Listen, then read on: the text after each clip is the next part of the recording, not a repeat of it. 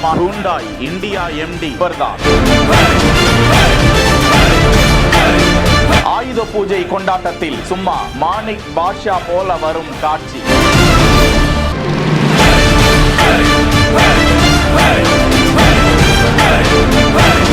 ஊழியர்களுக்கு ஒரு தந்தையாக செயல்படும் நபருக்கு இப்படி ஒரு வெகு வரவேற்பு.